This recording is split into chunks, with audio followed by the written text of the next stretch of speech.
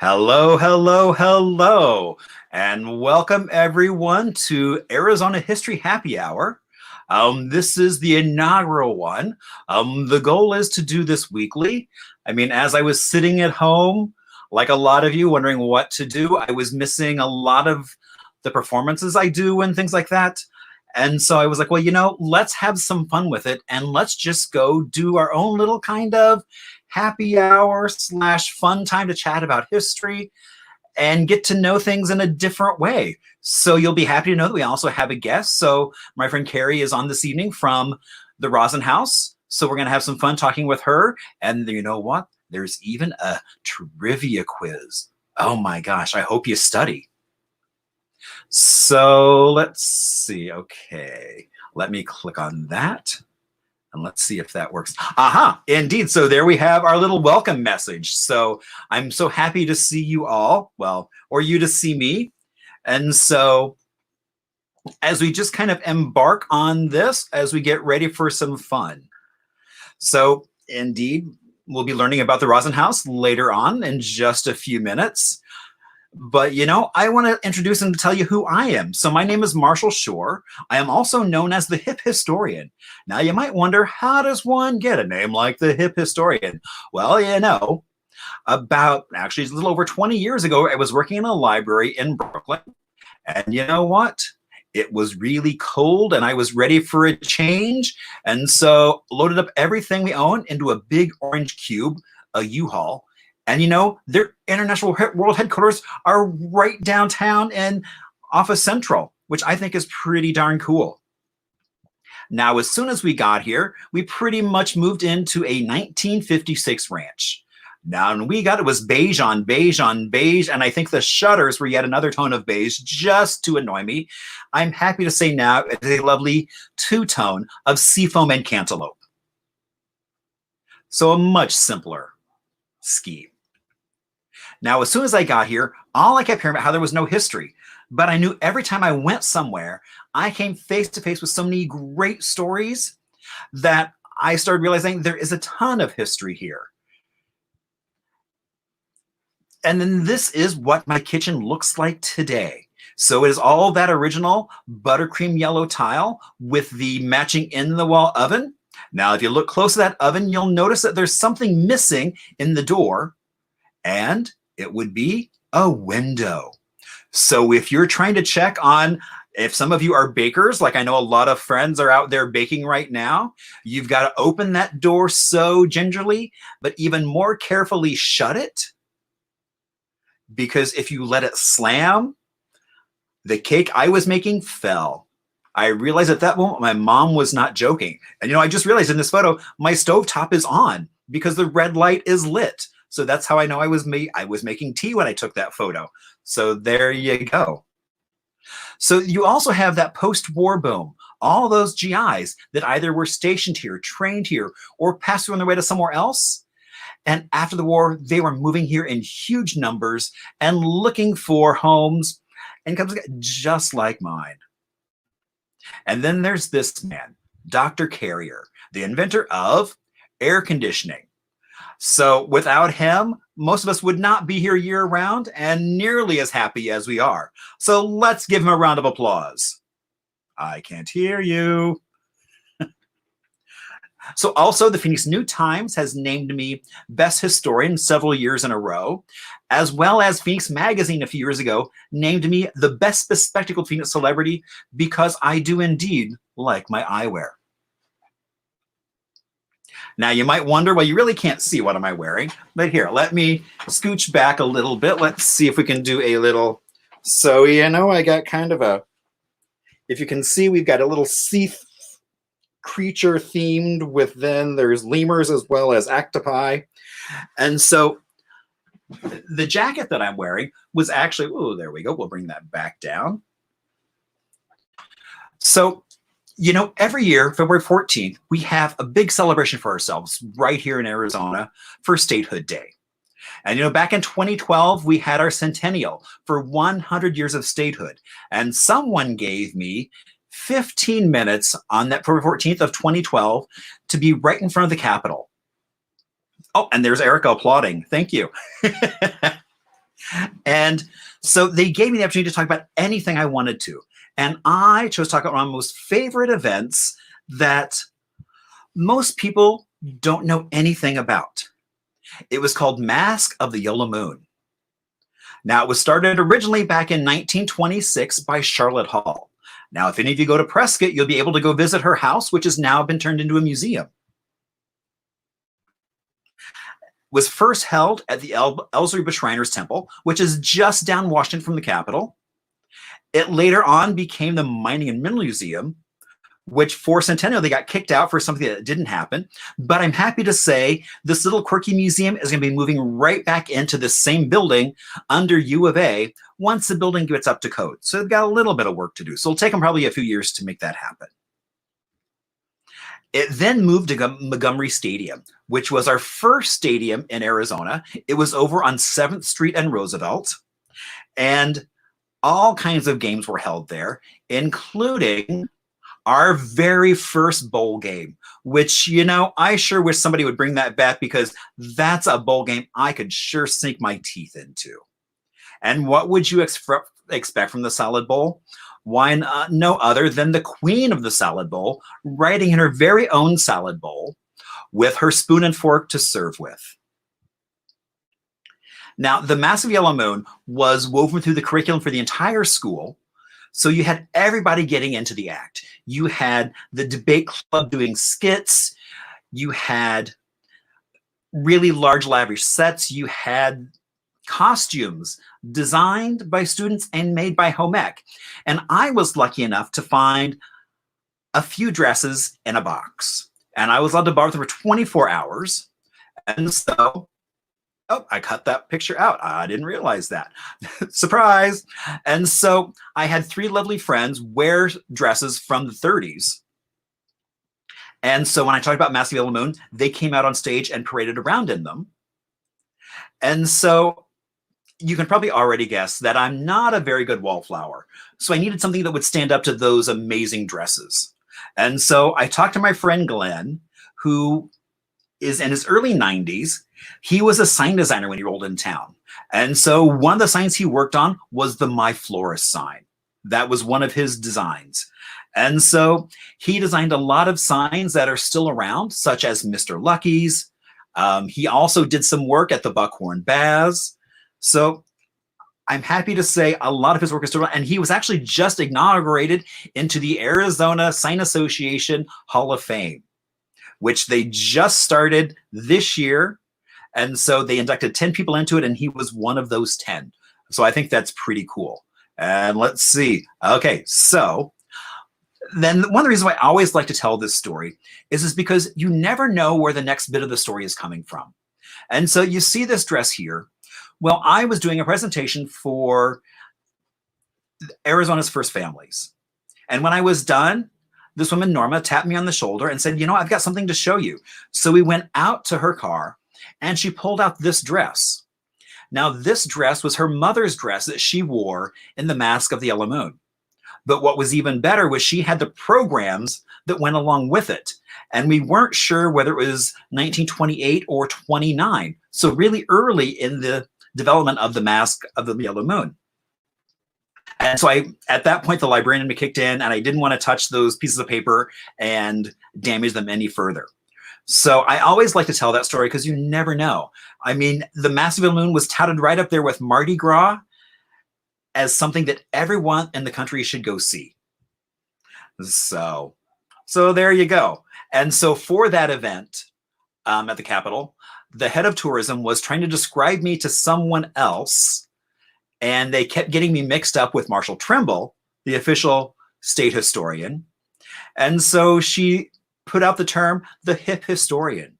So I grabbed onto that and I said, thank you so much. And so since that point, I have run with it and have basically branded myself the hip historian. So because it's indeed a happy hour, now let's see how this works. So I thought if I should do a cocktail at the very last minute. So I'm hoping next week to actually get a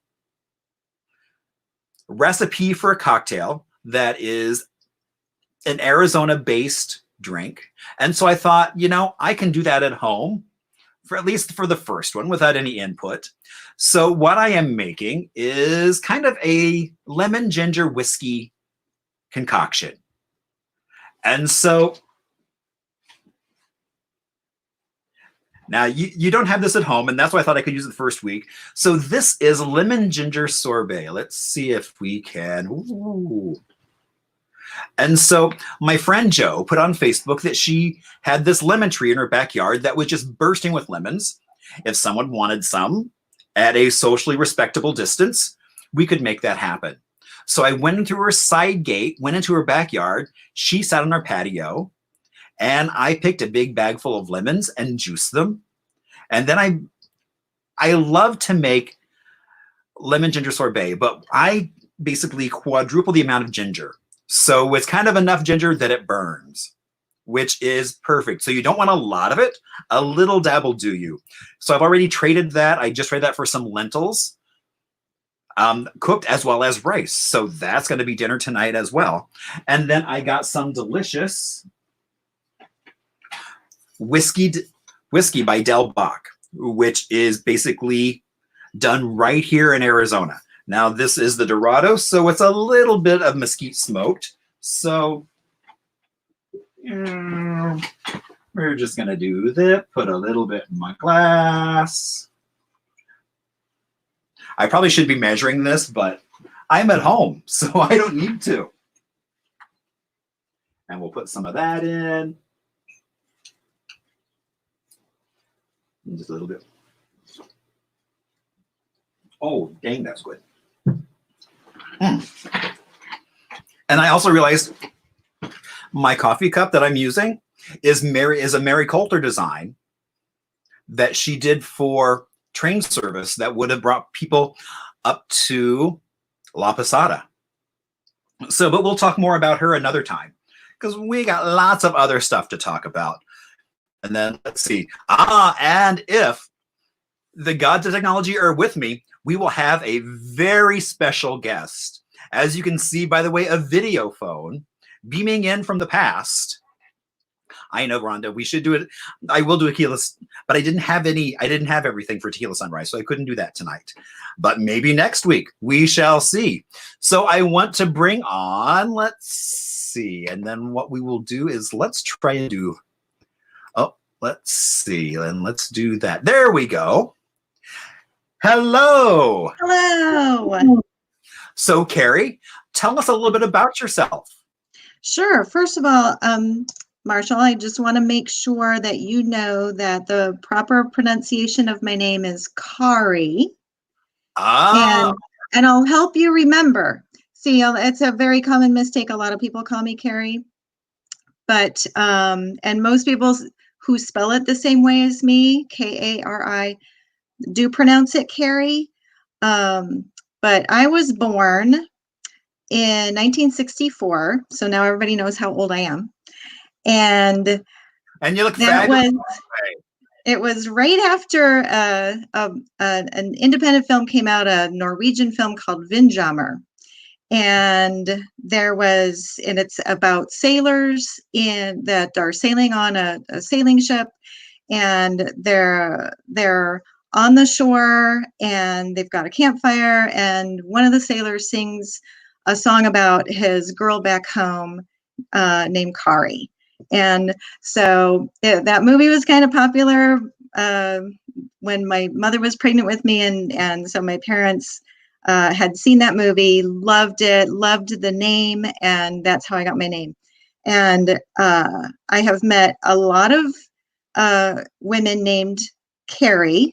I've met only one who pronounces it Kari, but I met somebody who knew somebody named Kari who was also named Kari for the same reason from the movie.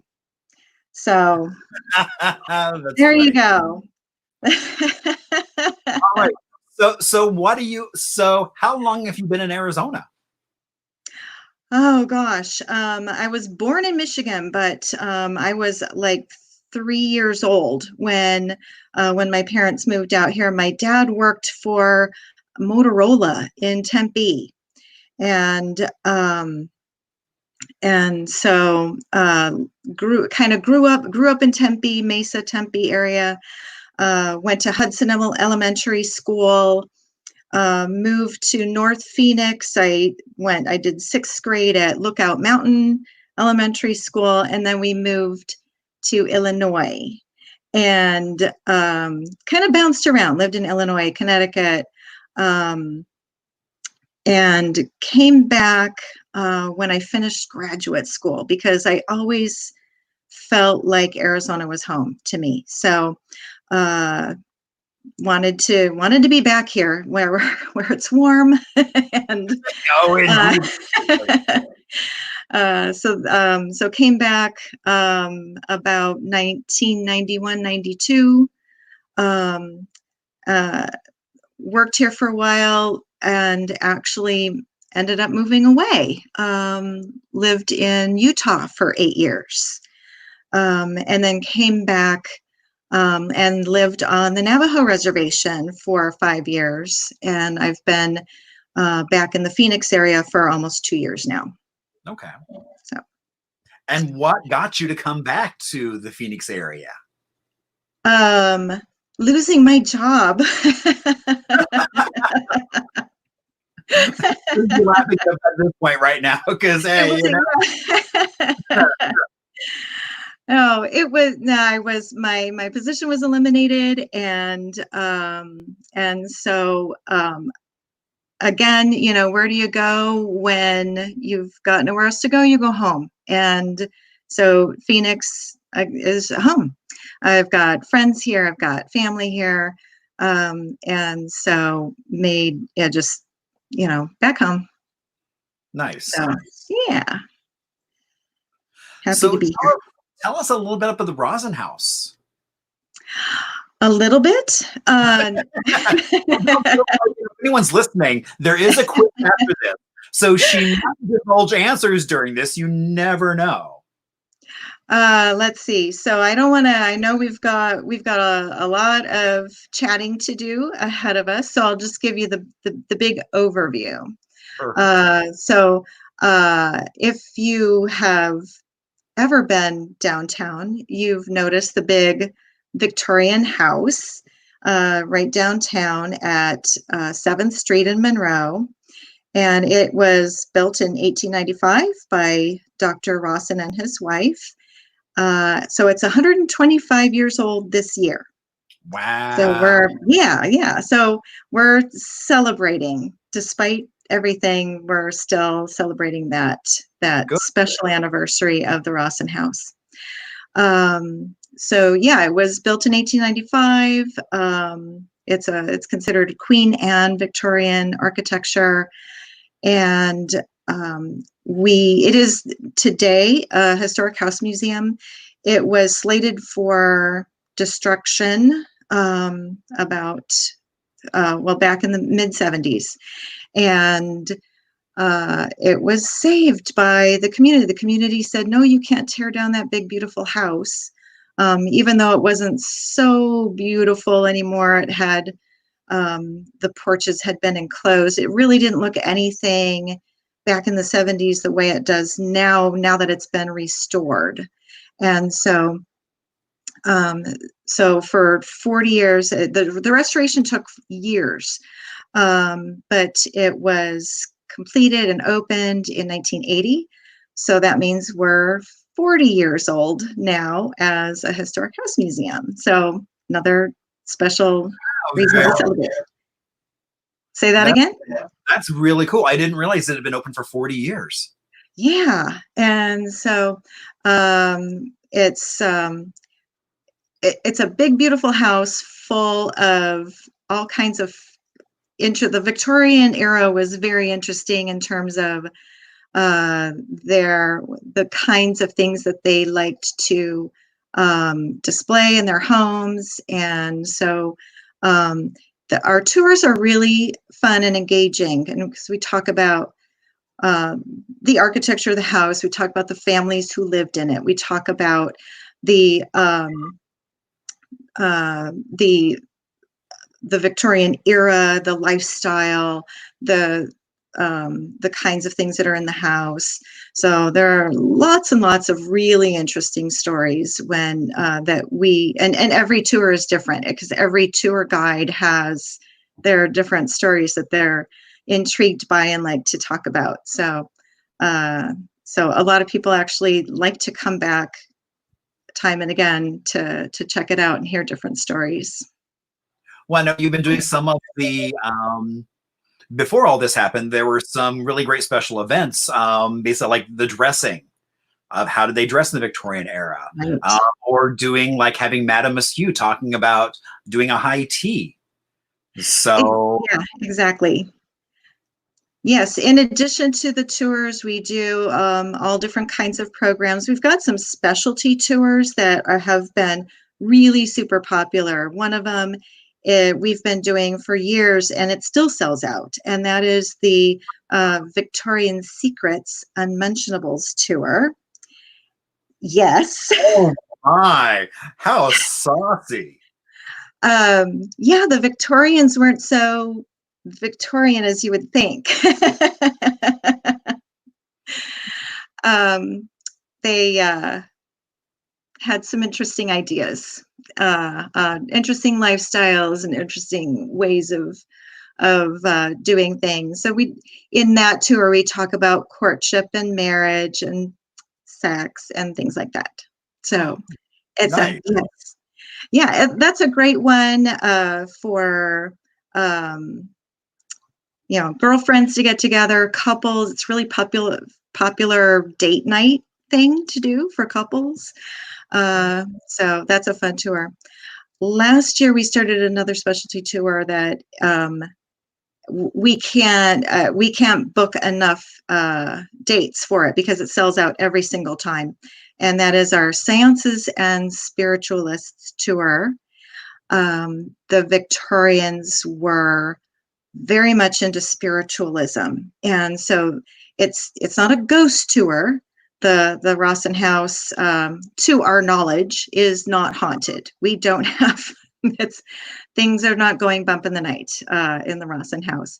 So as much as it looks haunted from the outside, and I think a lot of people really, really wish it were haunted, we don't have any juicy haunting stories to tell. But the Victorians were fascinated with death and contacting the dead. And so the Seances and Spiritualist tour is all about that Victorian fascination with death. And it's all historically accurate information about the birth of seances and spirit boards and and traditions on how they mourned and that sort of thing. Very, very fascinating. And you mentioned Madame Askew. We've got teas. So in the holiday time, we do holiday teas. Last year we did a tea with Madame Askew, and she was amazing. She was absolutely fantastic, and talking about the history of tea. And she's just an amazing persona. She's a force of nature. And so that was a fun one. And other events we do every year, Motoring Through Time and Heritage Festival with the classic cars. You were there, you saw everything. Yeah. Yeah. Great old cars. Well, and then you also had the great New Year's Eve bash with an orchestra. Oh my gosh, that was so much fun. Yes, Gin and Jazz Preservation Party. We've been doing that for a few years now. And this year it just seemed right to ring in 2020 by celebrating like it was the 1920s. And so, yeah, that was a lot of fun. And then, quick question before we jump to some trivia. Mhm. So, someone wanted to get married. Could they get married in a lovely Victorian right downtown? Yes, we are actually a really popular spot for weddings and other kinds of events. We have small festivals and that sort of thing. So we've got the historic Lath. It's not historic, sorry. It's almost historic. It was built in the 80s, so it's very close to being historic. The Lath Pavilion is just a gorgeous outdoor venue for any special event. It's got gardens in it. It's just so pretty, and it's a very, very popular spot for weddings. And so, yeah, absolutely. You go to our website at heritagesquarephx.org, and you can learn more about how to rent the Lath Pavilion. If you wanted to actually have your wedding ceremony inside the Rawson House, that is possible, but just know that we have a lot of restrictions because it is a museum with a lot of artifacts, so it's very limited on the number of people, and you can't set up chairs, so it's kind of standing room only, and but it is possible, so we won't say no. You just have to follow the rules. Very cool. All right, so I'm going to let everyone go grab a pen and paper because we have 12 questions all about the Rawson House and the area around it. I don't think there were any. I don't think you gave away any answers. You got close, but you didn't go. So very well done, kind of towing that line. There are most people going, oh, that's not a question. So don't be like, oh, okay, I got to remember that fact. So, all right. So let's see. Oh, and Blair says that she has pictures of the Junior League ladies. Oh, actually, I'm going to try something with you, Blair, because I know you and I know you won't mind. Let's see. Look, I can put the comment on screen that she has pictures of the Junior League ladies helping to restore the house. Nice. Yeah. So hello, Blair. Thanks for joining us. All right. So let's jump to some trivia. And so what I'm going to do is, in case anyone is doing this on their phone, I'm going to get rid of our pictures, but you'll still hear our disembodied voices as we talk about this. So as we get ready for some trivia, so hopefully you've grabbed a pen and paper so that we can embark on our 12 questions that we have. And so what we'll do is we'll go through all 12 and then we'll explain the answers about why is that true and some further information into the story. So let's see. Okay, so here we go for some trivia. So question number 1. During restoration of the and there we have a wild finger. Okay, during restoration of the Rawson House, a trap door was discovered in the pantry. What was hidden within? Dun, dun, dun. Was it A, a body, B, Spanish doubloons, C, a whiskey bottles? No, kind of like probably what I was just drinking out of just over there. And how do I pronounce that word? I know what it is.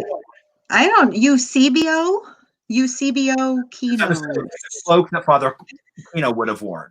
And so I was going to look that up and got busy making my cocktail and forgot. So basically Father Kino's cassock.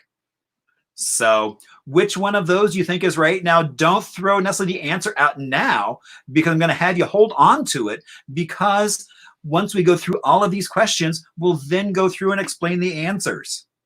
All right. So jumping on to question number 2. A woman named Eliza is rumored to haunt which building on Heritage Square? Is it A, the Teeter House, B, Pizzeria Bianco, C, Royal Coffee, or D, the Science Center? Oh, which building is haunted by Eliza? All right, so moving on. The buildings of Heritage Square were once slated for demolition, as we heard, and that was the mid-70s? Yeah. Okay, to make room for what fast food franchise? Oh my gosh. Was it A, Whataburger, B, Carl's Jr., C, Burger Chef, or D, Pete's Fish and Chips? So we'll give you a moment to ponder that because I need a little refresher on my cocktail.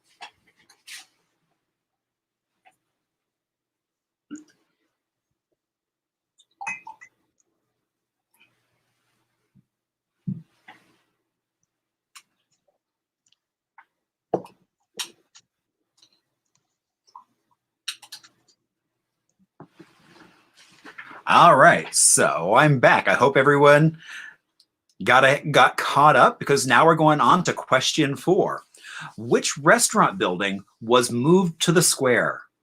Was it A, the Teeter House, B, Pizzeria Bianco, C, Royal Coffee, or D, Bar Bianco?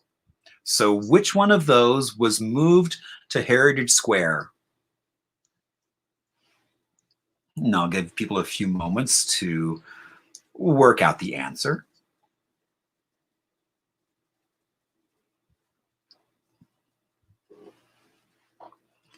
All right. So on to question 5.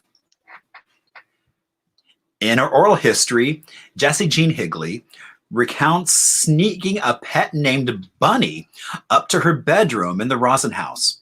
What kind of animal was Bunny? A, was Bunny a rabbit? B, was Bunny a deer? Could Bunny have been her pet skunk? You know, maybe she had a pet gecko that she named Bunny. Which one do you think was what she would sneak up to her bedroom? All right, so let's move on to question 6. What was the salary of that Dr. Rosen earned as mayor of Phoenix? Did he get nothing? Did he make a whole $100? Maybe he made $1,000 for C, or maybe D for 5,000. So you take your pick of what you think Dr. Rosen earned as mayor of Phoenix. And don't worry, because we're going to go through and explain the answers after this. All right, so we're at that halfway mark, so we've only got 6 more to go. All right, number 7. The Arizona Republican was co-owned by what Rosen House resident? Was it A, Dwight Hurd, B, Eugene Pullman, C, Stephen Higley, or D, Andy Williams? Which one of those folks co-owned the Arizona Republic or Republican, as well as the Rosen House resident? All right, so, it would have been a year, Erica. So how much did Dr. Rosen make a year as mayor? All right, moving on to number 8. Restorers discovered a mysterious tube within the back walls of the Rosen house. What was its original function? Was it a telephone? Oh, I bet it was a Ghostbusters containment unit. I bet it's B. That's my answer, B. C, a baptismal font, or D, a speaking tube? So what do you think a mysterious tube in the back hallway of the Rosen house really was used for? All right, so moving on to 9. We're coming into the home stretch. Only a few more questions to go. And how do you think you're doing? This one I did not know at all. I was surprised. So 9, the Heritage Square Laugh House, which we talked about almost being historic on its own, sits atop the former site of what? A, a Mormon church, B, a brothel, or oh my, how scandalous, was it the home of 2 brothels? Competing brothels. Or was it D, a machine shop? So what do you think was on the former site of the beautiful Laugh House that's there now? All right, moving on to question 10. In the summer of 2017, the Rosen House gained new residents in the form of, was it A, bats? Was it B, bees? Good thing I haven't had my cocktail. That would be hard to say it. Probably by the end of this, I might not be able to say bees. C, cats, or D, hawk. So what do you think started residing at the Rosen House back in 2017. And don't worry if you get it wrong, we'll explain the answer. And there might even be a picture. All right. The Baird Machine Shop building now houses what acclaimed restaurant? A, is it the Teeter House? Is it B, Pizzeria Bianco? C, Royal Coffee? Or D, the Science Center? So which one of those restaurants used to be a machine shop? As well as other things as well. All right. And so we're coming up to our very last question. So the Rosen House was saved from demolition by what Arizona politician? Was it A, Aaron Goldberg, B, John Driggs, C, Barry Goldwater, or was it D, Governor Hunt? Who do you think saved the Rosen House from demolition back in the 70s? All right. So while everyone's finishing up, I'm going to take another sip. And how is your coffee doing, Carrie? Oh, I'm not drinking coffee. I'm drinking something else out of my Rosen House coffee cup. Ah, very good. All right. All right. So, question number 1. During the restoration, in the trap door was in the pantry was whiskey bottles. That's right. So the thinking is that the third resident of the house, I'm sorry, the fourth resident were the Gammels. And Mr. Gammel was a saloon owner. And they bought the nice, big, beautiful Rosen House with all of their wealth.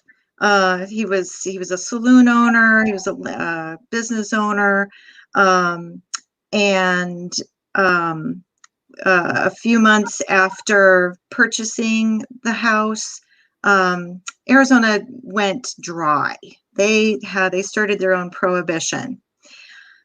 We do know that they did not stop selling alcohol, and because they actually got caught. And so we think that they probably actually created this hidden hole, this spot in the pantry of the kitchen to hide their contraband. So very cool. I didn't realize there was a little bit of prohibition history at the Rosen House. How cool is that? Even more appropriate for Jen and Jazz to be there. Exactly. And I think that this picture is actually, I don't know if they were exactly the bottles that were found in the pantry. They may have been. I'm pretty sure this might be actually them, what was found there. Okay, cool. Yeah. So on to question 2. A woman named Eliza is rumored to haunt which building on Heritage Square? And it's one of my favorite restaurants, I would say, in town, the Teeter House. I'm with you there. I love Nobu at Teeter House. Yeah. Fantastic, absolutely fantastic food. And yeah, I didn't know this one myself. So. Well, I'm not going to say anything because I did, but that's because of the tours that we do. So. Well, maybe you can tell me about this rumor about Eliza, because I have not heard it. So basically, there was a woman who was there, and I've actually asked the folks working there, and now they haven't said that yes, they've had anything, but we do have people talking about how they would hear things, as well as one of the women that was in the house at one point had lost her keys, and later on finally found them, but they were under the sink, someplace where she hadn't been the entire day, but somehow her keys wound up there. Hmm. So I didn't know that the spirit was named Eliza. Oh, okay. So yeah, so I mean, because it's like when we do our ghost tour, we always go in and talk a little about Heritage Square, and then to get a chance to talk about the Teeter House and the energy that's there. Interesting. I had heard a rumor that Silva House had some paranormal activity, but I didn't really know any details. And maybe I had it mixed up. Maybe it was the Teeter House and not the Silva House. But Okay.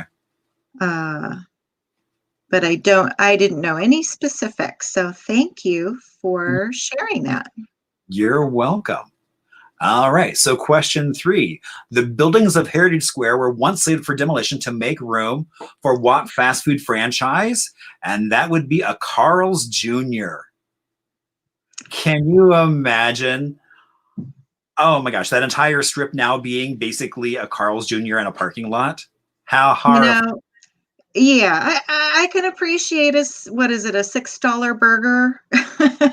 but But I'm so glad that that the community really rallied together to save Heritage Square. 'Cause, I mean, can you imagine not having it around? Right. Yeah, so I'm so glad that we do have it around. So let's move on to question 4. So which restaurant building was moved to the square? Why, it was Bar Bianco. So tell us a little bit about that building that was moved.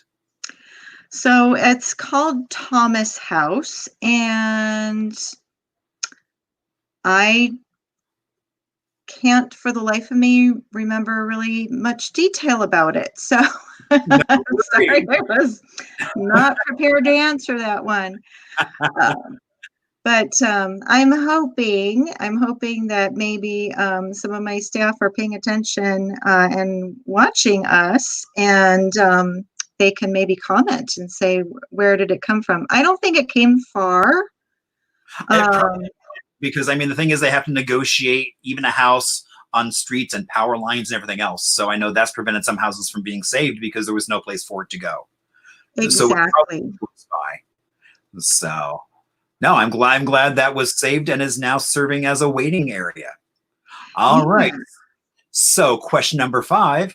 In the oral history from Jessie Jean Higley, what was her pet named Bunny? And it was a deer. Those stairs.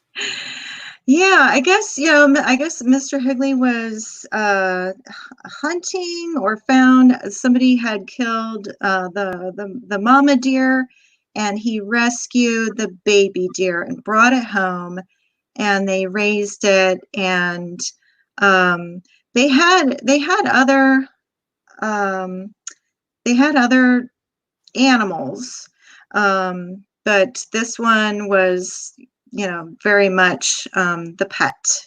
And yeah, there were stories about the kids bringing Bunny inside, and they could get Bunny up the stairs, but then they would have to carry Bunny down the stairs because deers don't navigate stairs downhill very well.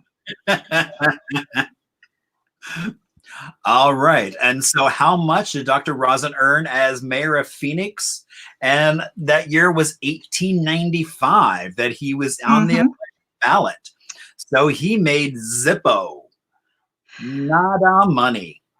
Exactly. He was elected to mayor in May of 1895, so the same year that his house was finished. And he didn't last very long as mayor. he was he actually didn't even last a whole year. He was, as you can see from the ballot, he ran as a Democrat, and the entire city council, which was only 4, but they were all Republican, and he felt like he just wasn't getting anything done. And at the risk of being political, it just sounds like a common modern problem. Not getting anything done. So he actually resigned. But yeah, he did not earn any money as the mayor. Wow. All right. And how are folks doing? All right. So, which Arizona Republic was co-owner? Also, was a resident of the Rosin House, and it was C. Stephen Higley. Yes. And let me pull up my cheat sheet here. I have to say that I do not, I am not approved yet officially to give tours in the Rosin House. I had to look it up because I'm like, I don't know who Stephen Higley even was. So, let's see. The Higleys were the third owners of the house. And yeah, he was the co-owner of the Arizona Republican. He was he owned properties around Phoenix. So we know a few things about the Higleys because we do have some oral history from the family. So that's really nice, and that's where some of our decor choices came from. So, for example, Jessie Jean Lane remembered her mother sewing in the front of the upstairs tower part of the house, and so we've got that set up as a sewing area. very good. Yeah. All right. So on to 8. What was the mysterious tube in the back hallway? And it was a speaking tube. That's disappointing. I was really hoping it was going to be the Ghostbusters containment unit, and that would explain why it's not haunted. But but yeah, it was built with that speaking tube in there. And if you go on a tour of the house, you can actually see that today, and you can see that's the picture of it today. You can see it both upstairs and downstairs. And yeah, it's just literally a tube, but it's very effective. It works very well as a speaking tube because, it's very impolite to yell across the house. Right. No, Yeah. that's really cool and very Victorian. Oh, so Yeah. cool. So, all right. So Heritage Square Laugh House sits atop a former site of a Mormon church. That's right. I don't know much about the history of the Mormon church that was there, but it was instrumental in the saving of Rawson House. And that is, yeah. I'll tell you more because there's another question that we need to get to that I don't want to spoil the answer to just yet. All right. So we'll leave it at that, and then I'll explain. And we will go ahead and motor on. Yeah. So in the summer of 2017, the Rosin House had some new people or things living in it, and those would be bees. Yes, there was a lot of, the Rawson House is a sweet place, but it got a lot sweeter with a lot of honey in that chimney. And yeah, that was, even though it was before my time, I heard a lot of stories about the trouble those bees caused. I can With exactly. Now we do have, one of the other answers is not incorrect because we do have community cats on the square. And see, I threw that in myself and I'm not knowing that. So, yeah. right. So, Yeah, so we do have they're not in the Rawson house, but they like to live under the porch and roam around the square, and we do provide food and water for the cats. And they've all been spayed and neutered, so they've been, so they do the trapping and the spay neuter. But they're great for controlling rodent populations, which is so important when it comes to preserving these historic houses. right. Hmm. All right. So into the home stretch. So Baird Machine Shop was or is now Pizzeria Bianco. And I didn't write Yeah. with sign shop. I was like, ooh, Milton Ponder and his signs. I was like, oh, how cool. Yeah, the various buildings on Heritage Square all just have unique histories of themselves. And so the Baird Machine Shop, it was a machine shop. Um, and so if you have not, anybody who's not been to Pizzeria Bianco, of course Chris Bianco he's a James Beard award-winning chef. He's world famous. He's become a bit of a celebrity chef, and um, they have. This was his first location as a pizzeria, so um, it's he's done an amazing job on the inside Yeah. to retain that historic look and feel of the machine shop. So, yeah, if you haven't been inside there, you need to go. You need to get a pizza. They are still doing takeout, so you can't go in right now, but you can at least get a pizza. Oh, very Um, cool. yeah, so yeah, when the time comes, get over there, get to all of the restaurants on Heritage Square because they're amazing. Very cool. All right. And coming up to our very last question. The Rosen House was saved by demolition by what Arizona politician, or two politicians, as the case may be in this, but only one of them was our correct answer, and that was B. John Driggs. That's right.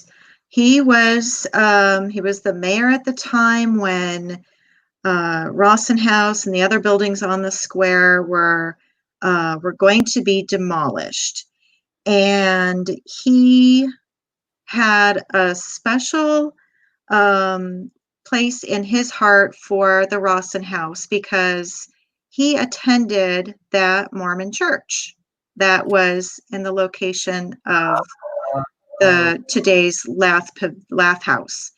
And so he would walk by the Rawson House to go to the Mormon church there. And he loved it. He loved that big, beautiful Victorian house. He saw the potential of what it would be like if it could be restored. And so it was because of his love for the Rawson House that that got that whole community effort started to save it and get it restored. So, Well, and who is the other politician in the uh, Margaret Hance? yes, that is Margaret Hance, and she was became mayor at one point, correct? Yes, yeah. So she was Yeah, mayor. Actually, helped also preserve the Orpheum as well. that's right. Yep. And So then Hance Park is named for her. exactly. All right. Hmm. So, how did you all do? And let's see, there we go. Now we're back. You can see our smiling faces again. So, hopefully, you did well on the quiz. If not, part of the fun is it's not to necessarily just be like, hey, look what you know or don't know, but that's half the fun is actually then explaining the answers. So now you have fodder for cocktail parties or Zoom happy hours, if the case may be. That's right. Oh, Blair missed one. Very good. That's impressive, Blair. So, Which all right. one? So which one did you miss, Blair? As we're calling Blair out, like, yeah, Blair. Well, thank you, Tom. That was the whole goal of doing this. Was it was really an opportunity to kind of make it fun and interactive and share information about the Rosin House. Mhm. So, Kari, thank you so much for joining us. My I've got to pleasure. take care of after this, but again, thank you again for being our inaugural guest. And I think it went pretty darn well. Oh, she missed It the third. was fun.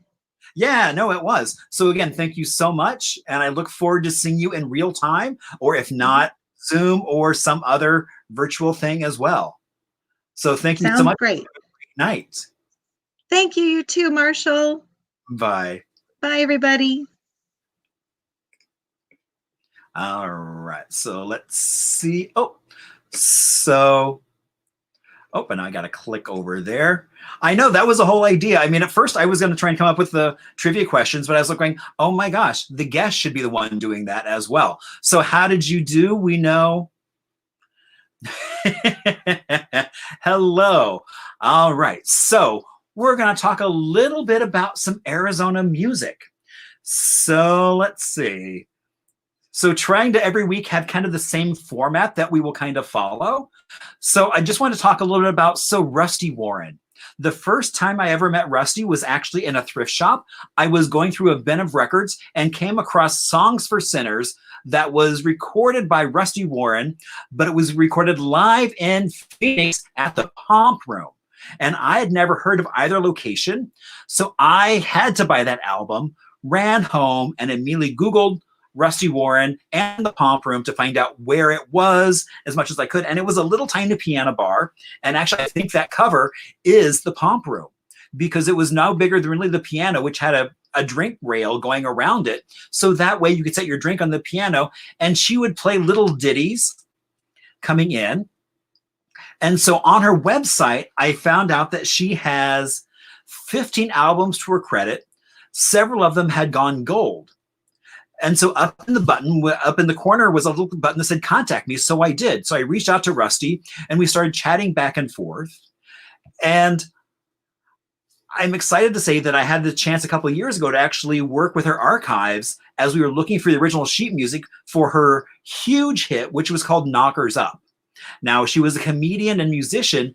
And so that song, Knockers Up, took her across the country. But she has now been admitted into the Library of Congress as the birth mother of the sexual revolution. So I always joke about how because of that song, we really should have a bust of Rusty here in the city of Phoenix for that song that she recorded. So, all right. And then I could go on, but and here, so actually there is Knockers Up, her big hit, as well as a few other of her albums. I mean, In Orbit and Sensational. Rusty Warren. So she was a comedian and musician, classically trained pianist, and her humor was very female-centric. So it was considered to be at that point so bawdy it couldn't show up on the radio, but she indeed did sell a lot of albums. All right, and so I got a new segment that I'm trying out for the first time ever because I discovered how to turn my cell phone into a webcam. So I'm supposed to be working on a book called Little Arizona, which I haven't done much for, but I thought, this would kick me in the seat to actually start prepping and start working on that. So I'm going to be talking every week, I'm going to be talking about a small town across Arizona. And so let's see, and I forget what the next slide is. So this probably doesn't look familiar, but it's a little town called Yucca, Arizona, that is currently it's in Mojave County, has a population of about 129 people. It's a long 40. Now it's about 35 miles north of Lake Havasu and not far, about 24 miles from Kingman. It's in between the Black Mountains, the Wallapai, McCracken Mountains. It's in what is called the Sacramento Valley. Now it started off in the 1880s as a water fill station for the Atlantic and Pacific Railroad that then grew to be transcontinental and was a major thoroughfare getting things to Southern California. It also became known for its mining. And so you had copper, tungsten, magnesium mined there. And after that, it then became a training ground for the Air Force for pilots. And it was really gunner training. So a lot of folks talk about how they will still find gun shells up there from those original trainings. Now, after that, it became part of Route 66 after an alignment got it out of Oatman. And so for about 20 years, Yucca was on Route 66, and those were kind of the boom years. It then also, so that Air Force site was then sold off to Ford as a proving ground, which is still operated today. It's now actually Fiat Chrysler. And they chose the site because it was so isolated that they could test cars that nobody had seen before. But it was a way for them to experience the heat, as well as be able to go really fast in isolation with no prying eyes. But you know, like, it's held a story of a lot of Arizona cities, like being the mining town that it was. But then it also got involved with land scams. And so in the 60s and 70s, there was Lake Havasu Estates, and they opened up, well, or tried to open up what was going to be Dinosphere. And that was going to be a restaurant that you would walk up the stairs and go in. Now, what's interesting is it really does look like a golf ball. And the shaft in the middle of it that holds the ball up, the kitchen was actually going to be in the basement. And so the food would have been sent up through the dumbwaiter in the tube, but it was never allowed to open up as a restaurant because there was only one way in and out of the building. Now, if you take a stop there today, it's actually been turned into an area called Area 66 that is an alien museum and a little convenience store next to it. But if you go today, you can also find there is Stagecoach Trails Dude Ranch, which has about 360,000 acres that you can kind of go play on, as well as spend the night in a Conestoga wagon. One of those wagons that just like what people came across the tundra in to get here. So that's a little bit about Yucca. If you have other ideas for cities, let me know. I'm looking forward to getting a chance to kind of dig into that and dig into things. And so let's see. Oh, and so from the collection, what we're going to do is, because I figured out how to turn my thing into a webcam. Oh, let's see. Oh, and then let me click on.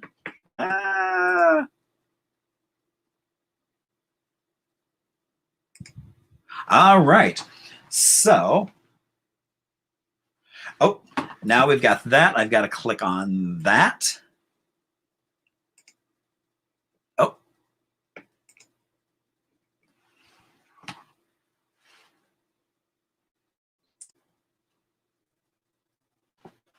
All right. So I'm not sure what anyone's. Oh, there we go.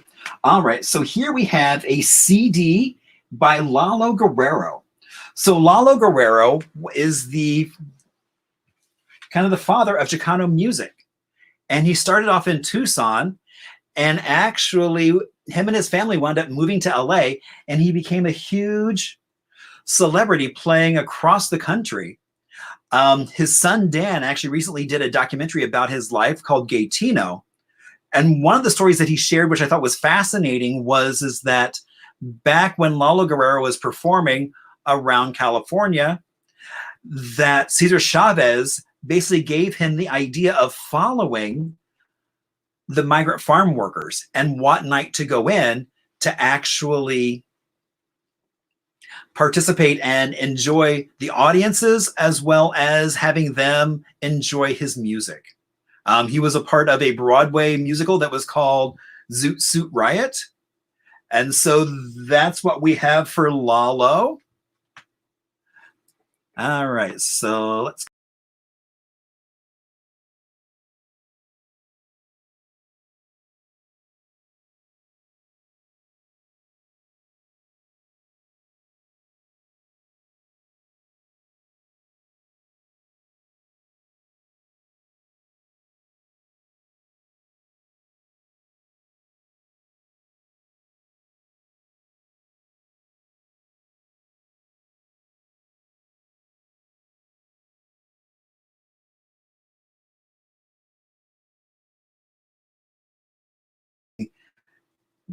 at the CD thing, not me nor that. So let's see. There we go. All right. So we're all in the process of learning how all this stuff works.